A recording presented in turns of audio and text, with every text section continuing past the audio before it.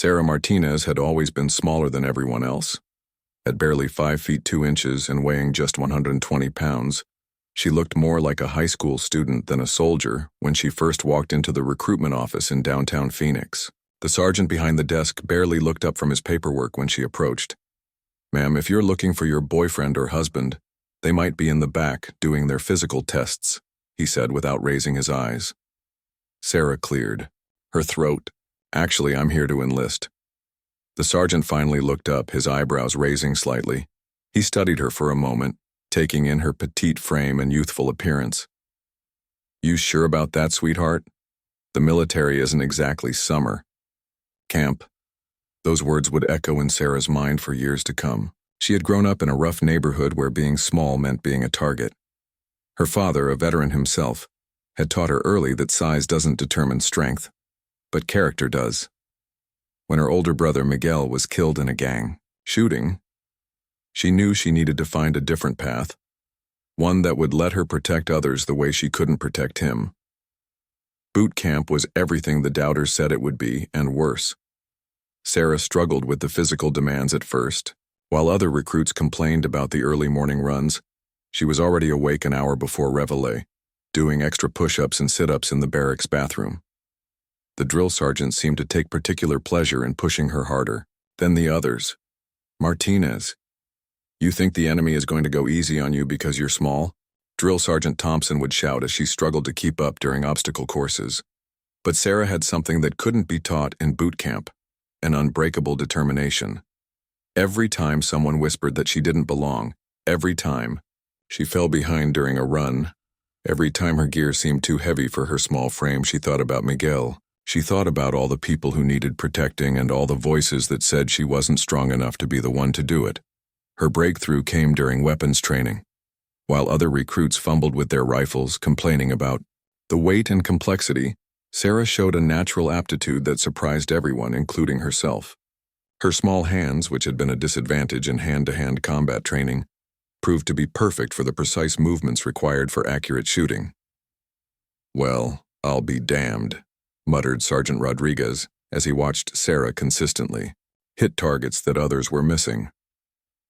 "Looks like we might have a marksman on our hands." But it wasn't just her shooting that impressed the instructors. Sarah had developed an intuitive understanding of tactics and strategy. During field exercises, she would spot enemy positions that others missed and suggest flanking maneuvers that consistently gave her team the advantage. Her squad mates, initially skeptical of taking orders from someone who looked like she should be in college rather than combat, began to respect her judgment. The real test came during the final field exercise before graduation. The scenario was designed to push every recruit to their breaking point, a simulated rescue mission in enemy territory with limited ammunition and no backup. Sarah's squad was tasked with extracting a wounded teammate while under heavy fire from multiple directions. Within minutes of the exercise beginning, everything went wrong. The squad leader was hit by a paint round, simulating a kill shot. The next in command panicked and led half the team into an ambush. Sarah found herself in charge of 3 confused recruits, with no clear path to their objective. That's when something clicked. All the training, all the doubts, all the whispered comments about her size suddenly didn't matter. Sarah could see the battlefield with perfect clarity. She positioned her remaining team members to create a diversion while she circled around to the wounded recruit's position. Using hand signals she had practiced until they were second nature, she coordinated a complex extraction that left the opposing force completely confused. Not only did her team successfully complete the mission, but they did it faster and with fewer casualties than any other squad that day. The commanding officer, who had been watching the exercise from the observation tower, was impressed enough to request a private meeting with Sarah after the exercise ended. "Martinez," he said, studying her file, "your instructors tell me you're interested in specializing in heavy weapons." Sarah nodded.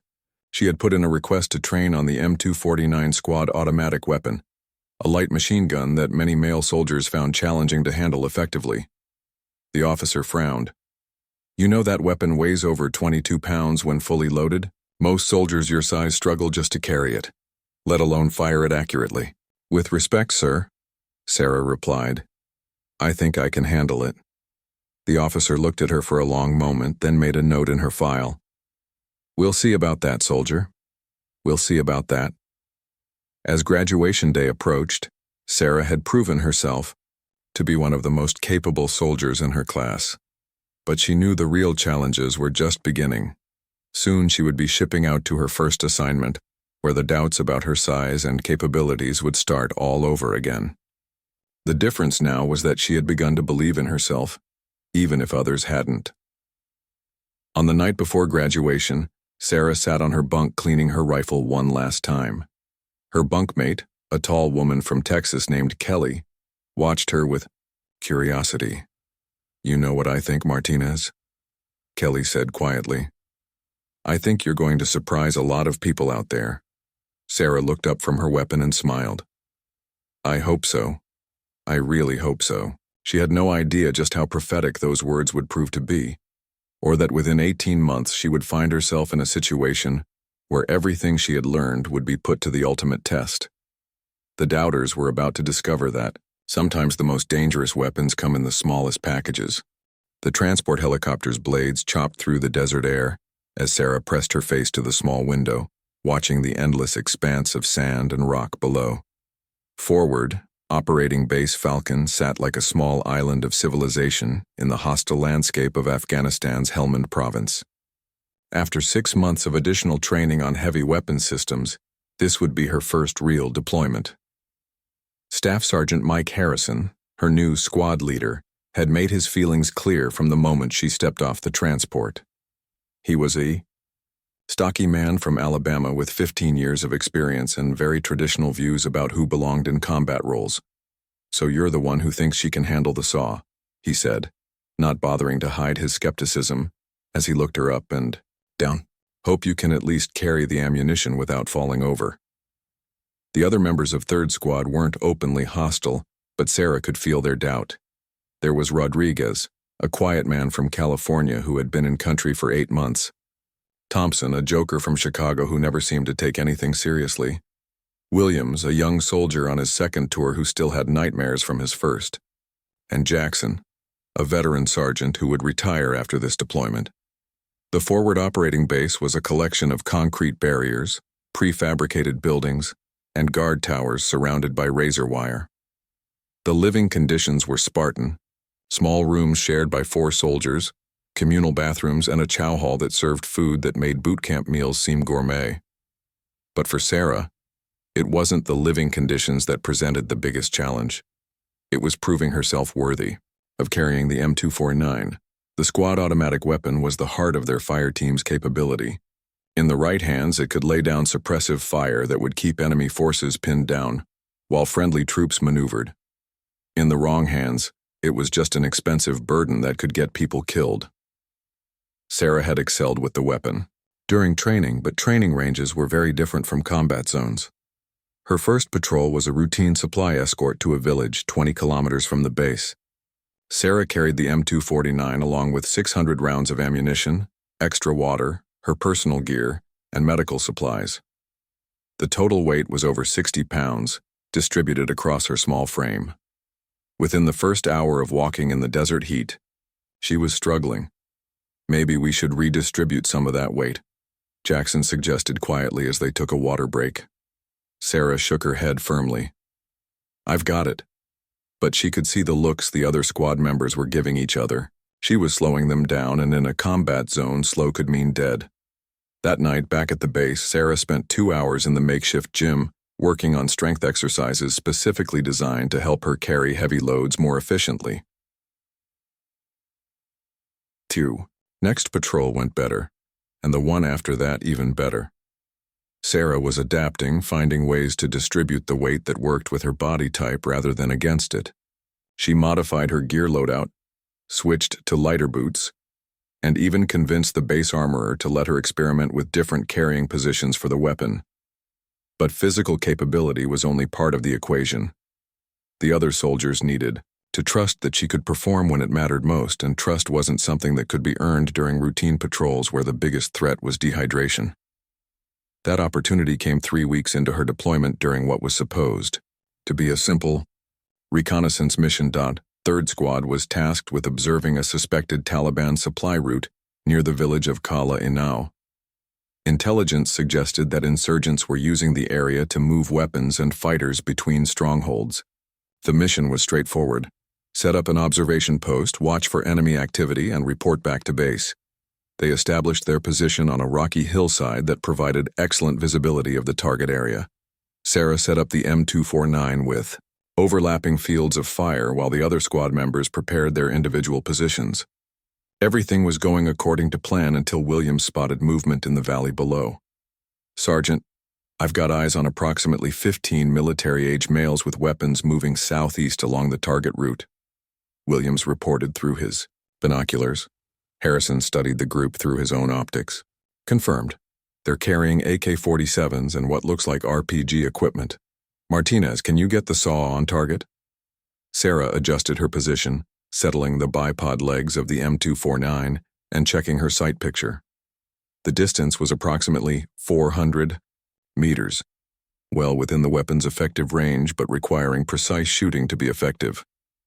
"I have a clear field of fire, Sergeant," she reported.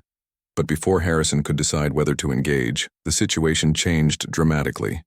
3 of the insurgents split off from the main group and began moving directly toward their position. Someone had spotted them. "We're compromised," Jackson hissed. "They're flanking us from the east." Suddenly, the quiet reconnaissance mission had become a potential firefight, and Sarah found herself in exactly the situation she had been training for. Her heart was pounding, but her hands remained steady on the weapon. This was what all those hours of training had been preparing her for. Harrison was on the radio, calling for backup and trying to coordinate with base. The insurgents in the valley had taken cover and were beginning to move in coordinated bounds toward higher ground. The 3 flankers were less than 200 meters away and closing fast. "Contact left," Rodriguez shouted as muzzle flashes erupted from the flanking insurgents' position. The crack of incoming bullets filled the air as rounds struck the rocks around their position. Sarah could hear the distinctive whistle of bullets passing overhead and the sharp ping of ricochets off stone. Her training kicked in automatically. "Martinez, suppress those flankers," Harrison ordered as he continued coordinating with base. Sarah swung the M249 toward the flanking force and took careful aim. Through her sight, she could see muzzle flashes and movement among the rocks. She took a deep breath, held it, and squeezed the trigger. The M249 roared to life, sending a controlled burst of automatic fire toward the enemy position. The weapon's recoil pushed against her shoulder, but she maintained her sight picture and adjusted her point of aim based on where she saw the tracer's impact. The effect was immediate. The insurgents' rate of fire decreased dramatically as they were forced to take cover from the accurate machine gun fire. Sarah continued firing short, controlled bursts, walking her fire across the enemy position and keeping them pinned down. "Good. Shooting, Martinez," Thompson called out as he engaged targets in the valley with his rifle. But the fight was just getting started, and Sarah was about to face the real test of whether she belonged in combat with the M249. The firefight that had started as a small skirmish quickly escalated into something much more serious. Within minutes of Sarah's first burst from the M249, the radio crackled with urgent updates from base. Intelligence had been wrong about the size of the insurgent force in the area.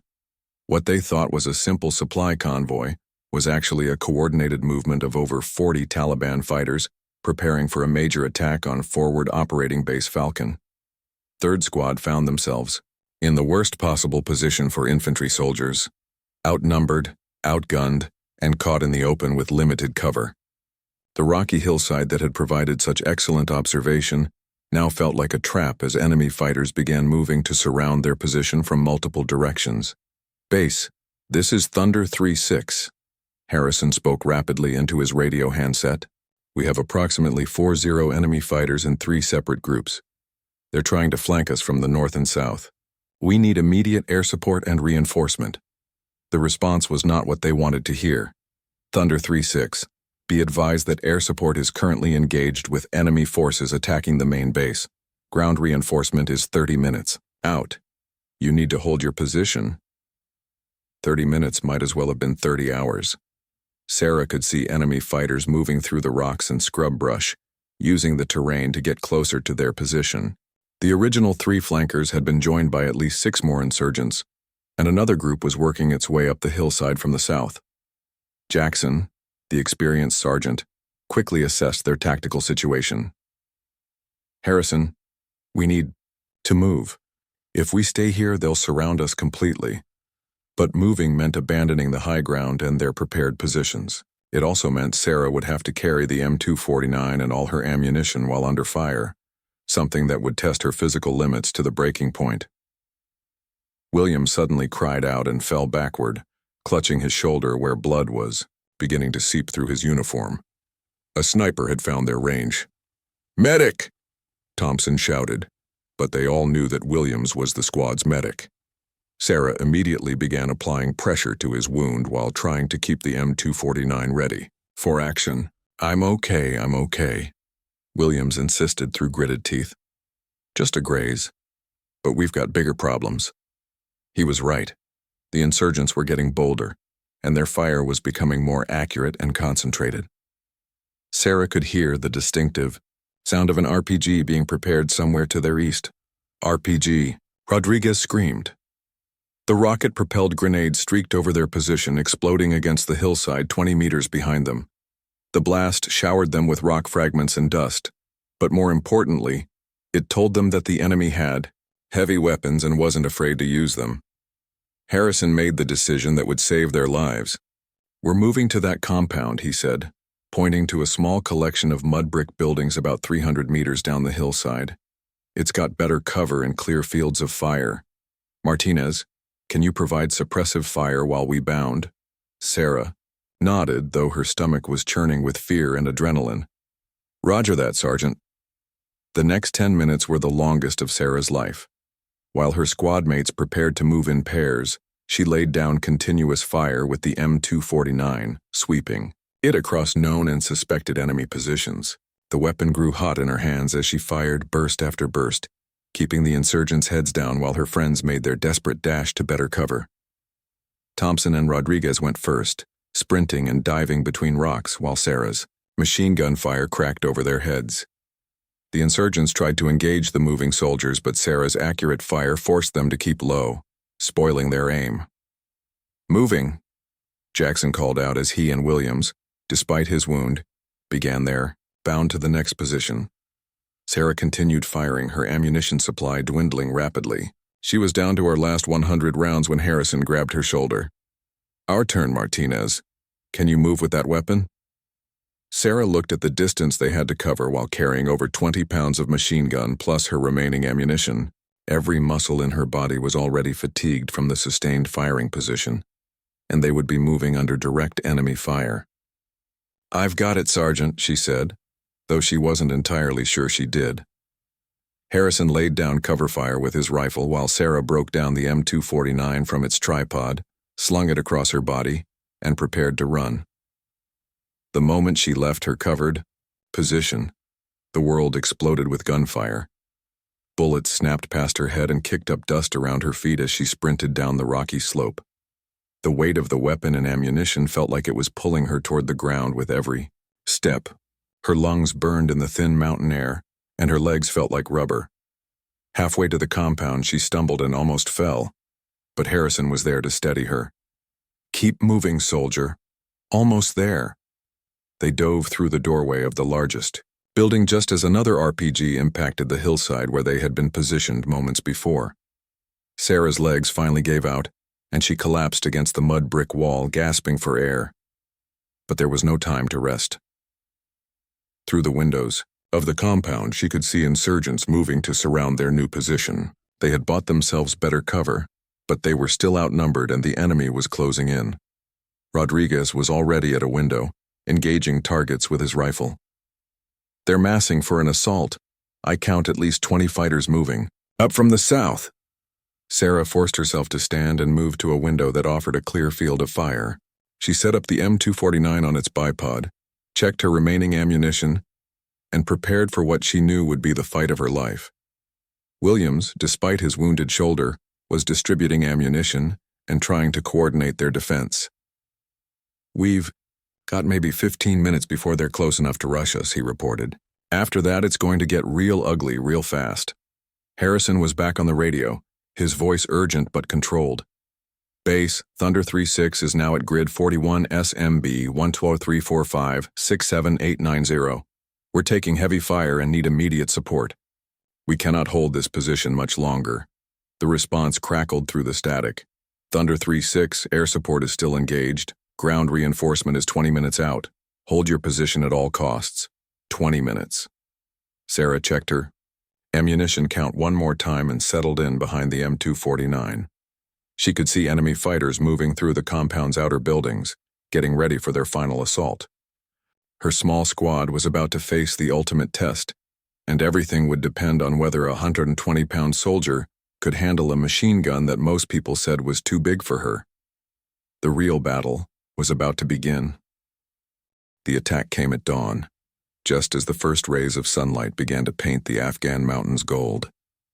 Sarah had been awake all night, taking turns on watch with her squad mates while they waited for the inevitable assault. Her eyes were gritty, with exhaustion, her throat parched despite rationing their limited water supply, but her grip on the M249 remained steady. Through the compound's cracked windows, she could see movement in the pre-dawn darkness. The insurgents had spent the night positioning themselves for what they clearly intended to be a final, overwhelming assault. Intelligence reports crackling over the radio indicated that additional Taliban fighters had joined the original force during the night. They were now facing nearly 60 enemy combatants. "Movement, 2 o'clock, Rodriguez whispered from his position at the eastern window. "Looks like they're getting ready to make their move." Harrison checked his watch and spoke quietly into his radio handset. "Base Thunder 36, where's our reinforcement? We can't hold much longer." The response was devastating. "Thunder 36, ground reinforcement has been delayed due to IED activity en route Phoenix. Air support is still engaged with the main attack on base. Estimate additional 30 minutes before assistance arrives." 30 more minutes. Sarah felt her heart sink as she did the mental math. They had perhaps 50 rounds of machine gun ammunition left, and their rifle ammunition wasn't much better. Against 60 attackers, those numbers didn't add up to survival. Jackson crawled over to her position, his face grim. "Martinez, when they come, they're going to come hard and fast from multiple directions. We need you to pick the biggest threat and stop it cold. Can you do that?" Sarah looked through her sight at the compound's outer buildings where she could see muzzle flashes and movement. "Roger that, Sergeant. I'll stop them." But even as she said the words, she wondered if she really could.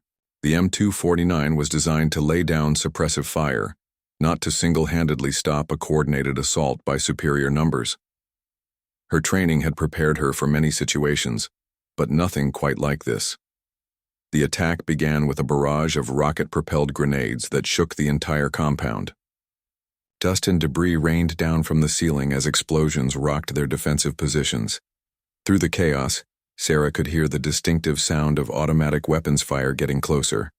"Contact front," Thompson shouted from the main entrance. "They're coming through the courtyard."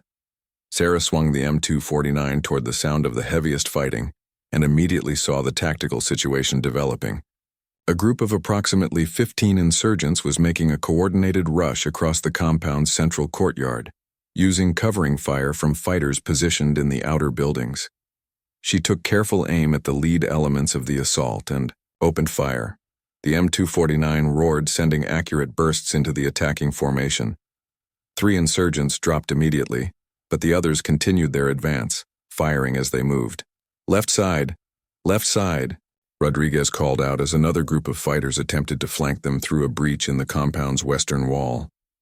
Sarah was forced to shift her fire to meet this new threat, but doing so meant the original assault force could continue their advance toward the main building.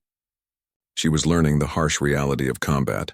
There were never enough resources to address every threat simultaneously. Williams, still fighting despite his wounded shoulder, was engaging targets with his rifle when he suddenly cried out again. This time, he'd been hit in the leg and couldn't continue fighting effectively. "Man down," Harrison called out, but there was nothing they could do. They were now down to 4 effective fighters against an overwhelming enemy force. That's when Sarah made the decision that would define the rest of the firefight. Instead of trying to engage multiple targets from her static position, she decided to use the M249's portability to maximum advantage. Despite the weapon's weight and her own fatigue, she began moving between windows, setting up quickly at each position to engage the most immediate threat before moving on.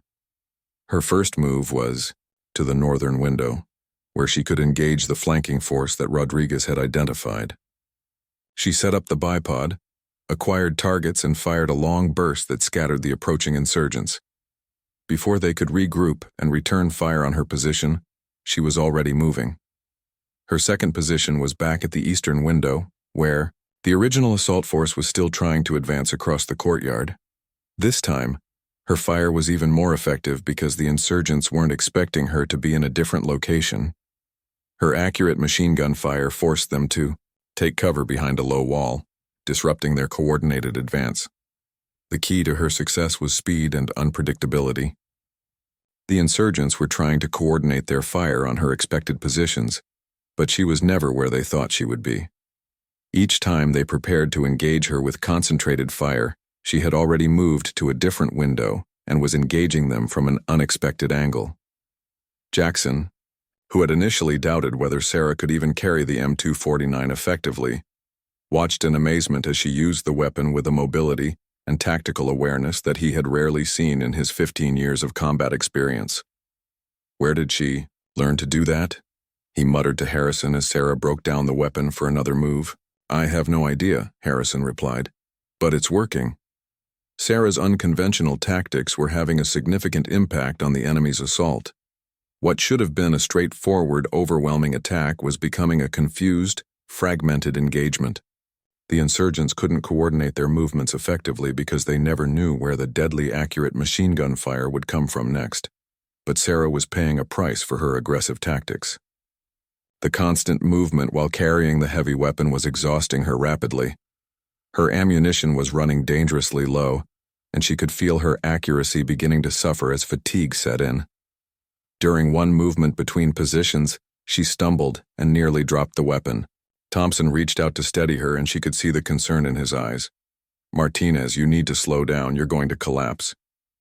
But Sarah could see through the window that the insurgents were regrouping for what looked like their final, coordinated assault. If they could mass their forces and attack from multiple directions simultaneously, her small squad wouldn't be able to stop them. She checked her ammunition count one more time. 43 rounds left. Against 60 enemy fighters, those 43 rounds would have to count more than any ammunition had ever counted before. The final phase of the battle was about to begin, and everything would depend on whether Sarah could make impossible shots with a weapon that everyone said was too heavy for her to handle effectively. The moment Sarah had been dreading finally arrived. Through the compound's shattered windows, she could see the insurgents massing for their final coordinated assault. They had learned from their previous failed attempts and were now organizing a simultaneous attack from 3 different directions that would overwhelm her squad's limited defensive capabilities. This is it, Harrison said grimly, checking his rifle's magazine for what might be the last time. They're coming with everything they've got. Sarah positioned herself at the central window that offered the best overlapping fields of fire. Her remaining 43 rounds of machine gun ammunition were laid out beside her, along with her personal rifle as backup. Every round would have to count, because there wouldn't be any second chances. The attack began with a deafening barrage of gunfire from the outer buildings as the insurgents laid down covering fire for their assault teams. Bullets shattered the remaining glass in the windows and chipped away at the mud brick walls that provided their only protection. Through the chaos, Sarah could see the coordinated movement beginning. 15 fighters were advancing from the north, another 20 from the east, and a final group of approximately 25 from the south. Her mathematical mind quickly calculated the odds: 60 attackers against 4 defenders, with limited ammunition and no reinforcement for at least 20 more minutes. "Contact north!" Rodriguez shouted as the first assault team broke cover and began their sprint across open ground toward the compound.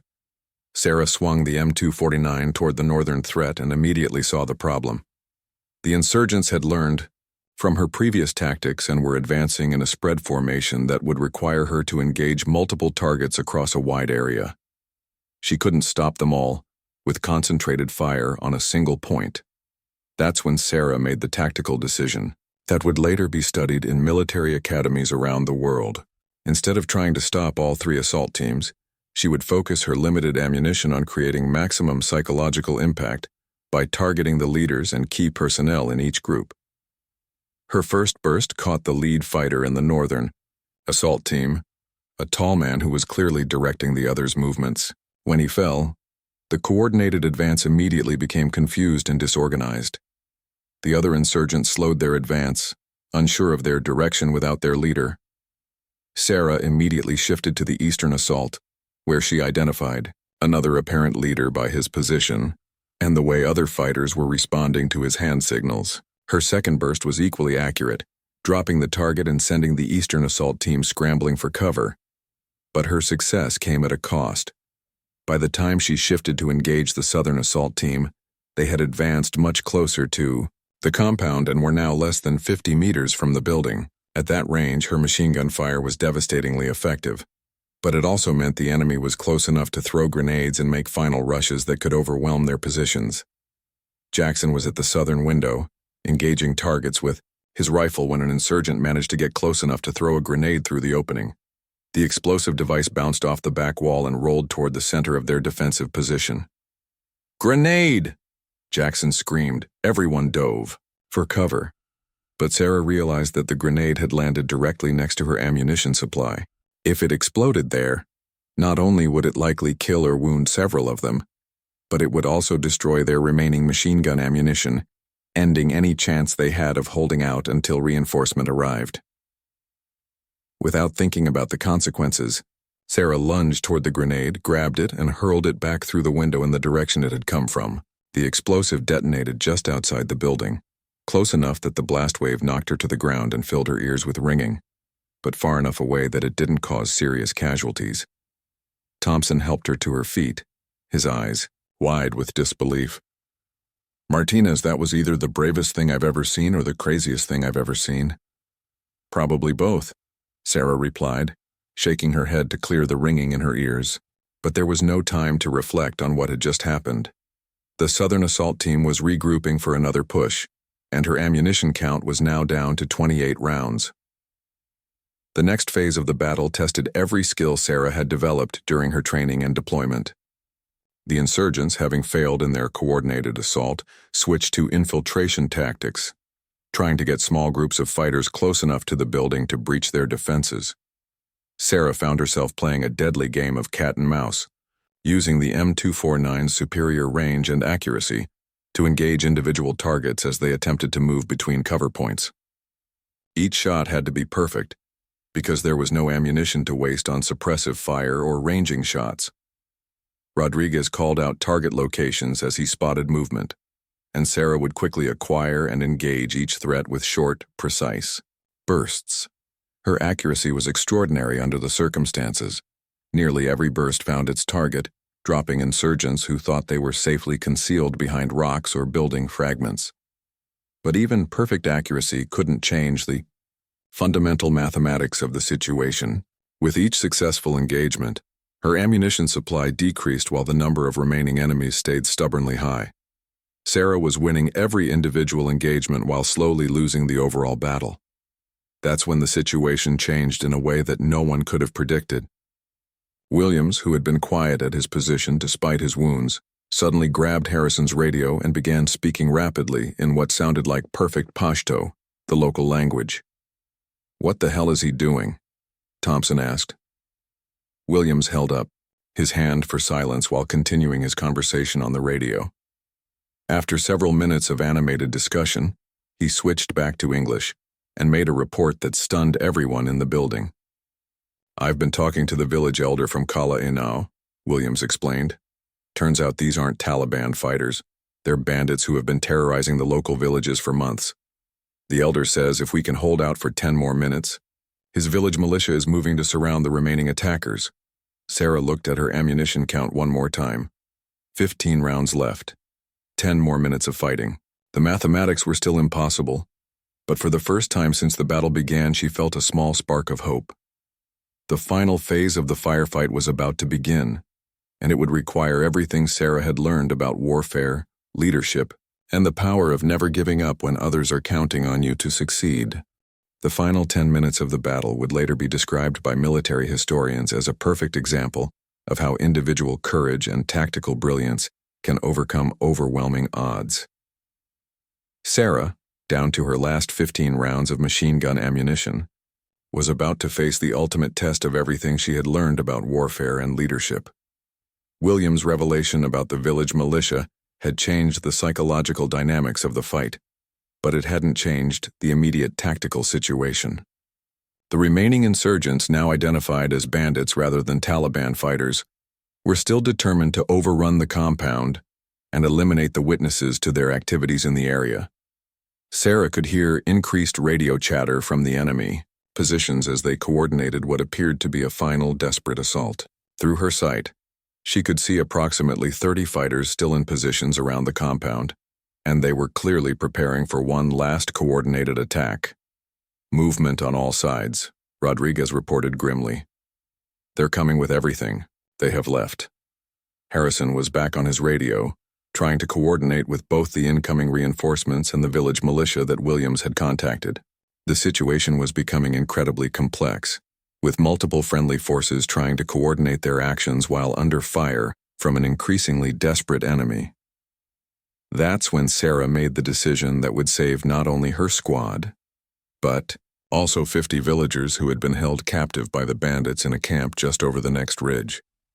Instead of waiting for the enemy's final assault, she decided to take the initiative with her remaining